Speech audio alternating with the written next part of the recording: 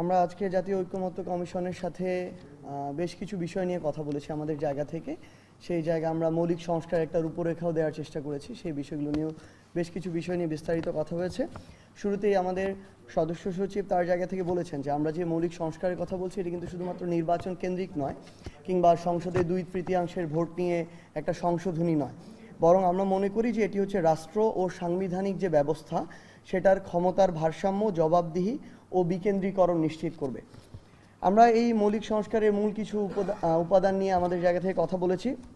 আমাদের এই যে শাসন ব্যবস্থায় ফ্যাসিবাদী বা স্বৈরাচারী যে প্রবণতাটা, এই প্রবণতার যে উপকরণগুলো চিহ্নিত করতে হবে। এই উপকরণগুলো চিহ্নিত করে সেই অনুযায়ী ব্যবস্থা নিতে হবে। যেমন এককেন্দ্রিক যে ক্ষমতা, দলীয় বিবেচনায় যে নিয়োগগুলো হতো, পক্ষপাতমূলক যে নির্বাচন ব্যবস্থাগুলো আমরা দেখেছি, এবং নিয়ন্ত্রিত বিচার বিভাগের যে উদাহরণ আমরা দেখেছি, এই জায়গাগুলোতে কাজ করা। এরপরে আমরা আমাদের জায়গায় বলেছি যে গণতান্ত্রিক রীতি ও প্রক্রিয়ার পুনঃপ্রতিষ্ঠা করাটা গুরুত্বপূর্ণ, যেখানে জনগণের ভোট, মতামত এবং অংশগ্রহণটা এই সার্বিক নীতি নির্ধারণের মূল ভিত্তি হবে। ক্ষমতার ভারসাম্য এবং বিকেন্দ্রীকরণটা নিশ্চিত করা গুরুত্বপূর্ণ, এটা আমরা আমাদের জায়গা থেকে জোর দিয়েছি, যাতে একজন ব্যক্তি, একটি দল বা একটি প্রতিষ্ঠান পুরো শাসন ব্যবস্থার উপরে একচেটিয়া নিয়ন্ত্রণ আর আরোপ না করতে পারে। স্বাধীন, নিরপেক্ষ এবং কার্যকর রাষ্ট্রীয় যে প্রতিষ্ঠান, এই প্রতিষ্ঠানগুলো যেন গঠন করা হয়। বিশেষ করে নির্বাচন কমিশন, বিচার বিভাগ, দুর্নীতি দমন যে কমিশনগুলো ছিল, এবং মহাহিসাব নিরীক্ষকের যে কমিশন, এই বিষয়গুলো যে ছিল। এবং সবচেয়ে গুরুত্বপূর্ণ হচ্ছে সাংবিধানিক সুরক্ষা ও সংশোধন প্রক্রিয়ায় জন অংশগ্রহণ যেন সংযুক্ত করা হয়, যাতে নাগরিকদের এই যে মৌলিক অধিকার গণতান্ত্রিক শাসন ব্যবস্থায় রক্ষিত হয়, এই বিষয়টি, এবং জনগণের অনুমতি ছাড়া বৃহৎ কোনো বিষয়গুলো যেন হঠাৎ করে পরিবর্তন না করা হয়, এই বিষয়গুলো আমরা তুলে ধরেছি। আমাদের মৌলিক সংস্কার প্রস্তাবের গুরুত্বপূর্ণ বিষয়গুলো যদি আমি একদম বাই নেমে সামারি করি: সাংবিধানিক ব্যবস্থা, প্রধানমন্ত্রীর ক্ষমতার ভারসাম্য, স্বাধীন ও শক্তিশালী নির্বাচন কমিশন, সংবিধান সংশোধনের ক্ষেত্রে গণভোটের বিধান, যে গুরুত্বপূর্ণ বিষয়গুলো যদি থাকে সেক্ষেত্রে বিচার বিভাগের স্বাধীনতা, সাংবিধানিক পদে নিয়োগ, নির্বাচনকালীন অন্তর্বর্তী সরকার, দুদক সংস্কার, স্থানীয় সরকার ব্যবস্থা যেটা আছে এটার সংস্কার, এবং জনপ্রশাসন সংস্কার। এগুলো হচ্ছে টপিক যেগুলো নিয়ে আমরা আমাদের জায়গা থেকে কথা বলেছি। আমরা গুরুত্বপূর্ণ যে বিষয়গুলোর ভিতরের গুরুত্বপূর্ণ কিছু বিষয় এখানে তুলে ধরতে চাই। সাংবিধানিক যে ব্যবস্থা, এখানে আমরা আমাদের জায়গা থেকে যে বিষয়টি তুলে ধরেছি এবং জোর দেওয়ার চেষ্টা করেছি, জাতীয় সাংবিধানিক কাউন্সিল গঠন, ন্যাশনাল কনস্টিটিউশনাল কাউন্সিল, সংক্ষেপে এনসিসি। আমরা বিগত সময়গুলোতে দেখে এসেছি যে নির্বাহী বিভাগ তার জায়গায় একচ্ছত্র পুরো রাষ্ট্র পরিচালনার আধিপত্য ছিল, এবং অন্যান্য যে বিভাগগুলো সেগুলোর উপরে একচ্ছত্র আধিপত্য বিস্তার করত। সেই জায়গায় এই জাতীয় সাংবিধানিক কাউন্সিল নির্বাহী বিভাগকে জবাবদিহিতায় রাখার একটা কাজ করবে, এবং সাংবিধানিক যে পদ, এই পদগুলোতে নিয়োগদানের কাজটি করবে। আমরা এই জায়গায় দ্বিকক্ষ বিশিষ্ট আইনসভার কথা বলেছি, যেখানে আমাদের যে নিম্ন কক্ষ সেটি হবে আমাদের আসন ভিত্তিক, এবং আমাদের যে উচ্চ কক্ষ সেটি হবে ভোটের আনুপাতিক হারের ভিত্তিতে। আমরা উচ্চকক্ষের যে কাজ, এই কাজগুলো আমাদের জায়গা থেকে তুলে ধরেছি। যেমন সংবিধান সংশোধনে 2/3 সংখ্যাগরিষ্ঠ ভোটে এখানে পাশ হতে হবে। নিম্নকক্ষে যে উত্থাপিত বিলগুলো থাকবে সেগুলো এখানে পর্যালোচনা হবে, সুপারিশ হবে। আন্তর্জাতিক চুক্তির ক্ষেত্রে এই উচ্চকক্ষের একটি অনুমোদন লাগবে, এবং সরকারি যে সংস্থাগুলো, এই সংস্থাগুলোর কার্যক্রম এই উচ্চকক্ষ মনিটরিং করবে। এবং আমরা গুরুত্বপূর্ণ কিছু বিষয় আমাদের জায়গা থেকে আরও তুলে ধরার চেষ্টা করেছি, যে সংসদ সদস্যরা পার্লামেন্টে স্বাধীনভাবে তাদের মতামতটি প্রকাশ করতে পারবে। পাশাপাশি সরকারের যে স্থিতিশীলতা সেটিও যেন রক্ষা হয়, আবার যেন অস্থিতিশীল কোনো পরিবেশ না হয়, সেজন্য একটা সাংবিধানিক সেখানে ব্যবস্থা থাকবে। আমরা আগেও জানিয়েছি, আজকেও এটি পুনরাবৃত্তি করেছি, যে ভোটারদের বয়স যেন 16 করা হয়, এবং প্রার্থীর বয়স নির্বাচনে অংশগ্রহণের ক্ষেত্রে যেন 23 করা হয়। আরেকটি গুরুত্বপূর্ণ বিষয় আমরা তুলে ধরেছি, তথ্য প্রাপ্তির যে অধিকার, এটাকে যেন মৌলিক অধিকার হিসেবে স্বীকৃতি প্রদান করা হয়। নারীর ক্ষমতায়নের ক্ষেত্রে এবং প্রতিনিধি বৃদ্ধির ক্ষেত্রে আমরা সরাসরি 100 আসনে নারী সংসদ সদস্যের কথা বলেছি, এবং সংবিধান সংশোধনে যে গণভোট, এখানে আমরা একটা বিষয় তুলে ধরেছি। দেখুন, নর্মালি যারা সরকারে নির্বাচিত হয় দেখা যায় তারা 35-40% ভোট পায়। সেই জায়গায় গুরুত্বপূর্ণ বিষয়গুলোতে আমরা যদি শুধুমাত্র তাদের মতামতের ভিত্তিতে এটা সংশোধন হয়ে যায়, এমন হতে পারে কিছু ক্ষেত্রে এটা ওই 30-35 বা 40% মানুষের মতামতের ভিত্তিতে। তো সেই জায়গায় এরকম গুরুত্বপূর্ণ সংশোধনীর ক্ষেত্রে আমরা গণভোটের চাওয়া এটা ব্যক্ত করেছি। এখানে আমাদের জায়গা থেকে গুরুত্বপূর্ণ একটা বিষয় নিয়ে আজকে আমরা এখানে তুলে ধরার চেষ্টা করেছি, যেটি হচ্ছে মৌলিক অধিকার বিরোধী দমনমূলক আইন ও সংবিধানের অনুচ্ছেদ 33-3 সংস্কার। 1974 সালের বিশেষ ক্ষমতা আইন বাতিল এবং সংবিধানের 33-3 অনুচ্ছেদের যে প্রতিরোধমূলক আটকের যে ধারা, এই ধারাটি আমরা সংস্কার করার কথা বলেছি। কারণ আমরা দেখেছি এরকম অসংখ্য আটক বছরের পর বছর ধরে, মন চেয়েছে, পটেনশিয়ালি তাকে মনে করেছে তার জন্য, তার নির্বাচনের জন্য থ্রেট, তার এলাকায় আধিপত্যের জন্য থ্রেট, তাকে তুলে এনেছে। কোনো কারণ জানা নেই, কেউ জানে না, যাকে এনেছে সেও জানে না। তো সেই জায়গায় এরকম এই জিনিসটি যেন পুনরাবৃত্তি না হয়, এই আটকের কারণটা জানাতে হবে এবং আইনজীবীর সাথে যোগাযোগ করার এই সুযোগটি দিতে হবে।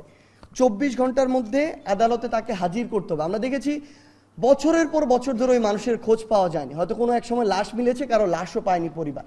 তো সেই জায়গায় আমরা এই বিষয়গুলো তুলে ধরেছি।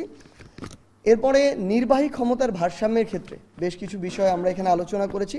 যেমন আমরা বলেছি যে প্রধানমন্ত্রী সর্বোচ্চ 2 মেয়াদে থাকতে পারবেন, দলনেতা, প্রধানমন্ত্রী এবং সংসদ সদস্য একই ব্যক্তি হতে পারবেন না। আরেকটি গুরুত্বপূর্ণ আজকে আমাদের জায়গা থেকে আমরা আইডিয়া এখানে তুলে ধরেছি আমাদের জাতীয় নাগরিক পার্টির পক্ষ থেকে, ছায়া ক্যাবিনেট। আমরা বলেছি যে পার্লামেন্টের বিরোধী দল ছায়া ক্যাবিনেট গঠন করতে পারবে। এই ছায়া ক্যাবিনেটের বেশ কিছু কাজ আমরা তুলে ধরেছি আমাদের জায়গা থেকে। সেখানে আমাদের সংসদের বিভিন্ন মন্ত্রণালয় ভিত্তিক কিন্তু অনেক স্থায়ী কমিটি থাকে এবং মন্ত্রণালয়ের বাইরেও কিছু স্থায়ী কমিটি আমাদের থেকে থাকে। তো সেই জায়গায় বেশ কিছু স্থায়ী কমিটির, যেমন আমরা যদি বলি পিএসসি, পাবলিক অ্যাকাউন্টস কমিটি, পরিকল্পনা রিলেটেড যেটা আমাদের মন্ত্রণালয় রিলেটেড, জনপ্রশাসন মন্ত্রণালয় রিলেটেড এবং স্বরাষ্ট্র মন্ত্রণালয় রিলেটেড, স্পেশালি এই 4টা মন্ত্রণালয় বা সংসদীয় যে আমাদের স্থায়ী কমিটিগুলো থাকে, এই ক্ষেত্রে ওই স্থায়ী কমিটিগুলোর প্রধান বিরোধী দল থেকে হতে হবে এবং অন্যান্য জায়গায়ও যেন এই প্রায়োরিটিটুকু দেয়া হয়। এই ক্ষমতার ভারসাম্যটা আমাদের দেশ সুষ্ঠুভাবে চলার জন্য খুব বেশি প্রয়োজন এবং এই যে আমরা ফ্যাসিবাদী কাঠামোর যে বিলোপ করতে চাই, এই বিলোপ সাধনের জন্য এই ক্ষমতার ভারসাম্যটা প্রয়োজন, যেটা আমরা এই জায়গায় তুলে ধরেছি। এবং আরেকটি বিষয় যেটি হচ্ছে প্রধানমন্ত্রীর বিরুদ্ধেও অনাস্থা ভোট দেয়া যাবে, এই বিষয়টি আমরা আজকে এই জায়গায় তুলে ধরেছি। বিচার বিভাগের স্বাধীনতা খুবই গুরুত্বপূর্ণ জায়গা, যেটি আমরা এতদিন আমাদের শুধু প্রত্যাশা না, প্রত্যাশার ধারে কাছেও দেখতে পাইনি। সেখানে বিচার বিভাগের নিজস্ব প্রশাসনিক সচিবালয় গঠন, সুপ্রিম জুডিশিয়াল কাউন্সিল গঠন, প্রধান বিচারপতির জ্যেষ্ঠতার ভিত্তিতে নিয়োগ, বিচারপতি নিয়োগে জুডিশিয়াল কমিশন ও মেধাভিত্তিক পরীক্ষা, আপিল বিভাগে বিচারপতি পদোন্নতিতে নিরপেক্ষ মূল্যায়ন পদ্ধতি এবং শহরগুলোতে, বিভাগীয় শহরগুলোতে স্পেশালি হাইকোর্টের স্থায়ী আসন স্থাপন, এই বিষয়গুলো আমরা এখানে তুলে ধরেছি। দুদকের বিষয়ে আজকে আমরা একটু লম্বা সময় নিয়ে আলোচনা করেছি, কারণ দুদক নামক যে প্রতিষ্ঠানটা, এই প্রতিষ্ঠানটা আসলে রাজনৈতিক যে ক্ষমতাসীন দলগুলো, আমরা এর আগে আওয়ামী লীগকে দেখেছি রাজনৈতিক দলের প্রতিষ্ঠান বানিয়েছে, ক্ষমতায় যাওয়ার হাতিয়ার বানিয়েছে। তো সেই জায়গায় দুদককে যেন সাংবিধানিক প্রতিষ্ঠান হিসেবে স্বীকৃতি দেওয়া হয়, এই বিষয়টি আমরা তুলে ধরেছি। আরেকটি গুরুত্বপূর্ণ বিষয় ছিল সরকারি ও বিচার বিভাগীয় কর্মকর্তা যারা ছিল তাদের বিরুদ্ধে মামলা দায়েরের ক্ষেত্রে আগে কিন্তু সম্পূর্ণ স্বাধীনতা দুদকের ছিল না। দুদকের আইনের 32 ক ধারায় বলা ছিল যে সরকারি কর্মকর্তা বা বিচার বিভাগীয় যারা কর্মকর্তা ছিল তাদের বিরুদ্ধে দুর্নীতির অভিযোগে যদি মামলা দায়ের করতে চায় তাহলে সরকারের পূর্বে অনুমতি নিতে হবে। তো এক্ষেত্রে আমরা মনে করি এই যে প্রক্রিয়াটি দুর্নীতি রোধে আসলে একটা বাধা হয়ে দাঁড়ায়, এটাকে বিভিন্নভাবে প্রভাবিত করা যায়, রাজনৈতিকভাবে প্রভাবিত করা যায়। তাই আমরা আমাদের পার্টির পক্ষ থেকে স্পষ্ট অবস্থান জানিয়েছি, এই দুদকের 32 ক ধারাটি বাতিল করতে হবে। আমরা স্থানীয় যে আমাদের নির্বাচন ব্যবস্থা, এই ব্যবস্থা এবং হচ্ছে স্থানীয় যে সরকার ব্যবস্থা, এই জায়গায় কথা বলেছি। দলীয় প্রতীকে এই যে নির্বাচন যেটি ছিল স্থানীয় পর্যায়ের, এটি বাতিল করতে হবে। এই একটা প্রসেসের মধ্য দিয়ে রুট পর্যায়ে ফ্যাসিজমকে প্রতিষ্ঠা করার চেষ্টা করা হয়েছে।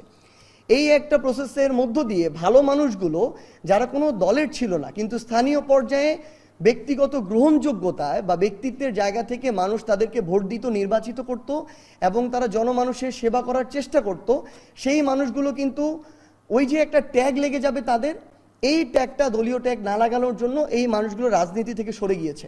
সো ভালো মানুষগুলো যে জনপ্রতিনিধি হওয়া থেকে বিমুখ হয়ে গিয়েছে, এটি আবার ফিরিয়ে আনতে হবে। এই মানুষগুলোকে আবার জনগণের প্রতিনিধি হওয়ার স্পেসটুকু করে দিতে হবে। আমি কোনো দল না করতে পারি, কিন্তু আমি একটি ইউনিয়নে, একটি উপজেলায় সাধারণ মানুষের প্রতিনিধি হয়ে স্বচ্ছভাবে কাজ করার যে স্পেসটি, এটি যেন কোনো দলীয় ট্যাগ ছাড়া কেউ করতে পারে, এই সুযোগটি আমরা পুরো বাংলাদেশের মানুষের জন্য আবার করে দিতে চাই। এবং আরেকটি বিষয় নিয়ে আমরা এক্ষেত্রে কথা বলেছি, রাইট টু রিকল ব্যবস্থার প্রত্যাবর্তনের কথা বলেছি বা প্রবর্তনের কথা বলেছি। এটি কেন বলেছি? কারণ আমরা দেখি যে অনেকে নির্বাচিত হওয়ার 1, 2, 3 বছর পর তার আসল রূপটা চেনা যায়।